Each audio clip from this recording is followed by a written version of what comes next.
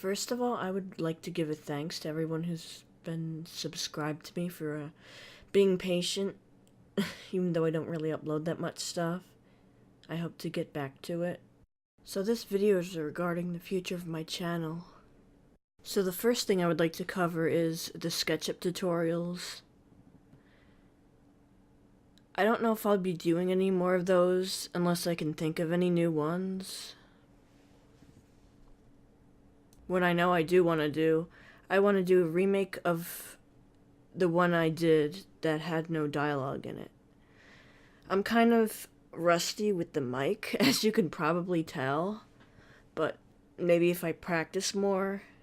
It's just that it's kind of hard to find a time where it's quiet in my house because I've got upstairs neighbors and I live with 2 people that may or may not be my parents.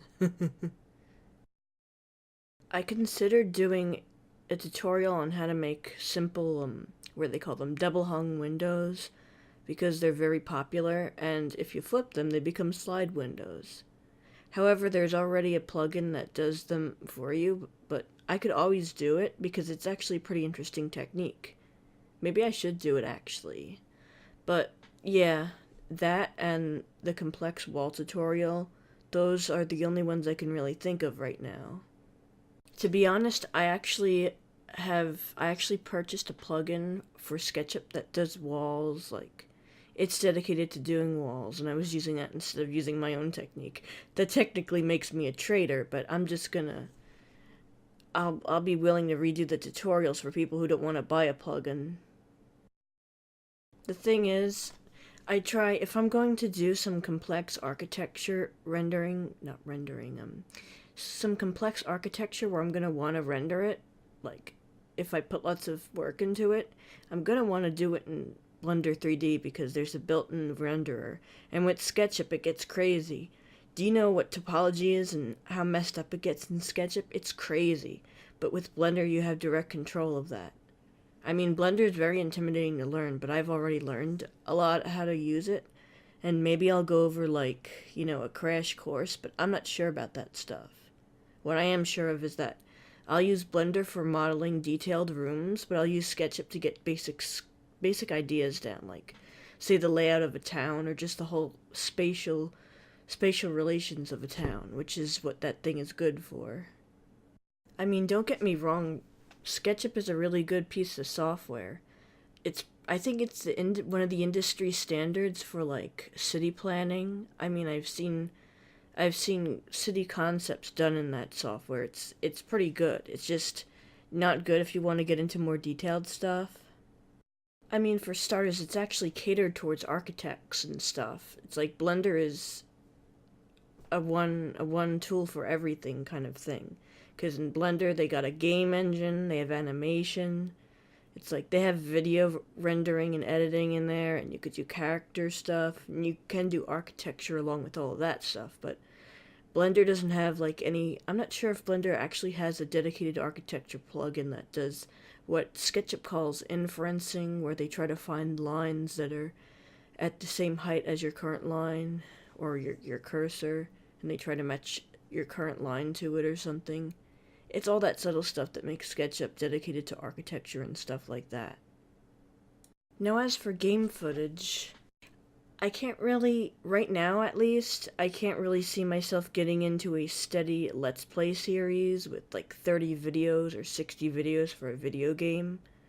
However, I do encounter cool things in games that I wouldn't mind recording, like whether it be that sad moment when a character dies, or it's just some funny glitch or a funny occurrence, like, say, a pig dancing around in a circle in Minecraft that glitched. That's funny stuff.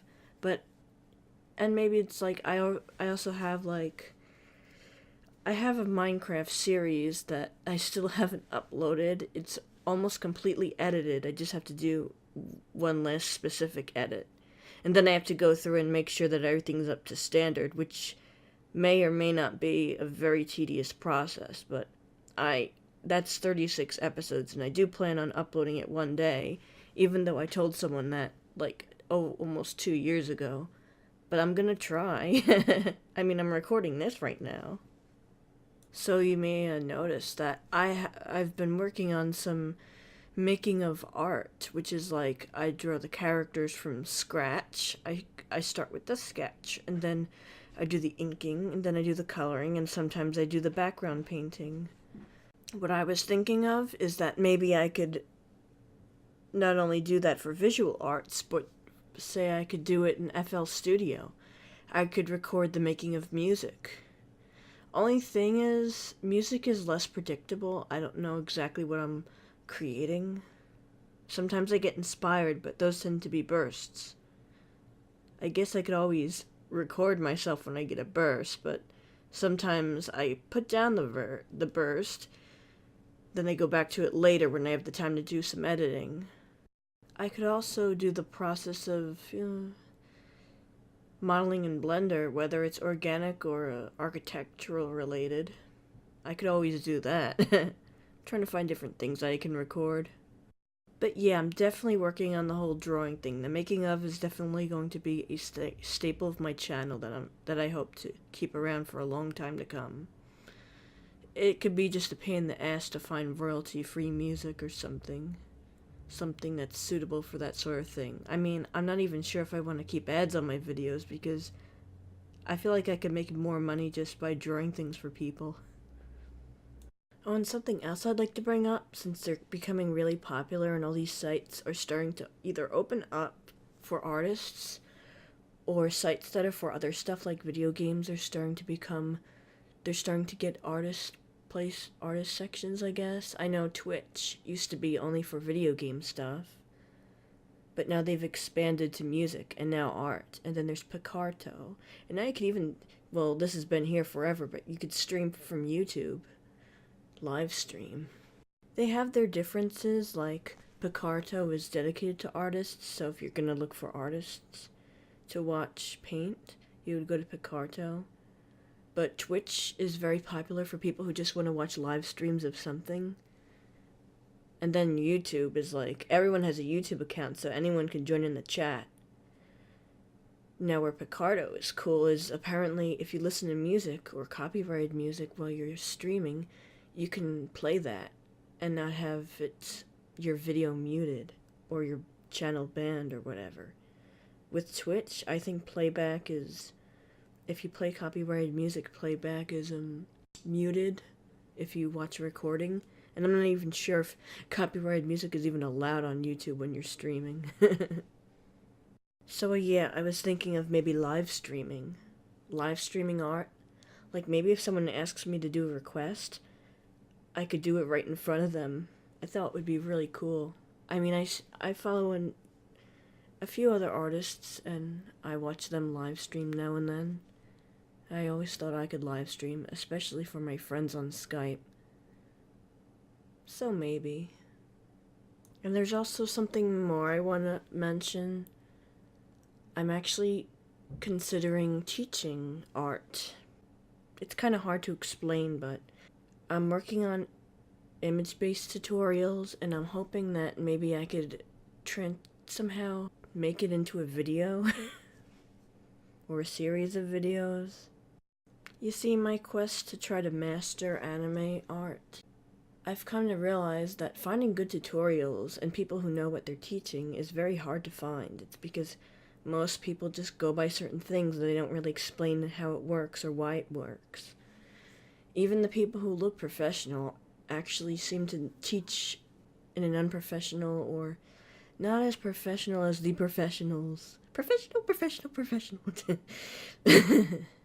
But yeah, people who seem professional, it seems like they don't exactly know the fundamentals of what they're teaching. Either that or they're teaching people in a more casual manner.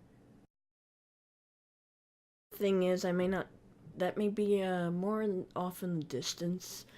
Something I may do further down the road because I don't have as much stuff together as I wish I did.